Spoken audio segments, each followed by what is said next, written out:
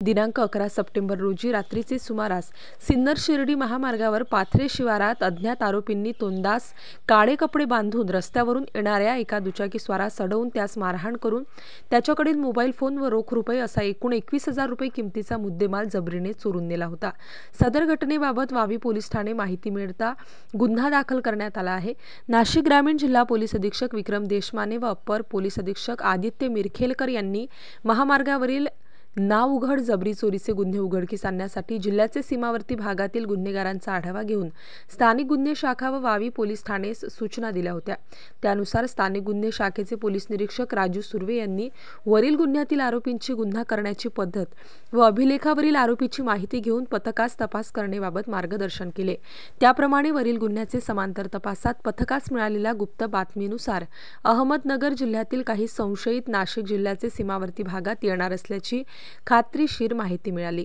त्यावरून पथकाने पाथरे फाटा शिवारात सापळा रचून आरोपी सलीम रहीम पठाण वय 29 वर्ष राहणार रायते तालुका येवला हल्ली काळेमळा शिर्डी तालुका राहाता जिल्हा अहमदनगर यास शिताफीने ताब्यात घेतले।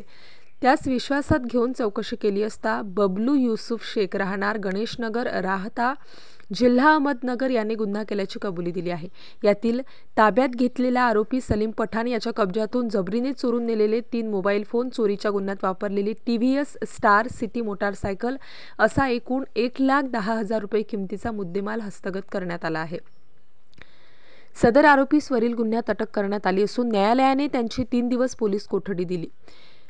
सदर गुन्ह्याच्या तपासात स्थानिक गुन्हे शाखेचे पथक व वावी पोलिसांनी यातील आरोपी सलीम रहीम पठाण याच्याकडे सखोल तपास केला असता साथीदारासह कोपरगाव, राहुरी, शिर्डी, वावी परिसरात रात्रीच्या सुमारास एकट्या दुचाकीस्वारांना अडवून जबरी लुटमार केल्याची कबुली दिलेली आहे। तसेच त्याचा साथीदार नामे बबलू युसुफ शेख राहणार गणेशनगर राहाता याचा शोध घेतला असता तो येवला शहर पोलीस ठाण्याकडील मोटारसायकल चोरीच्या गुन्ह्यात अटक असल्याचे निष्पन्न झाले आहे।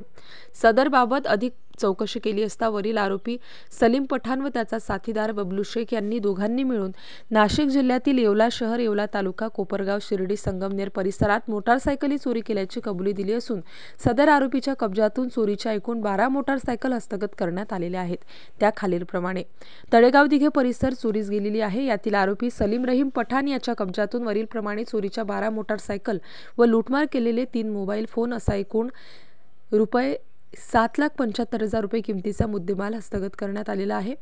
येवला शहर, कोपरगाव शहर, येवला तालुका, शिर्डी पोलीस ठाणेस दाखल असलेले मोटारसायकल चोरीचे एकूण 5 गुन्हे व वावी पोलीस ठाणेस दाखल असलेल्या जबरी चोरीचा 1 असे एकूण 6 गुन्हे उघडकीस आलेले आहे। वरील गुन्ह्यांच्या तपासात यातील आरोपीकडून मोटारसायकल चोरी व जबरी चोरीचे आणखी गुन्हे उघडकीस येण्याची शक्यता आहे।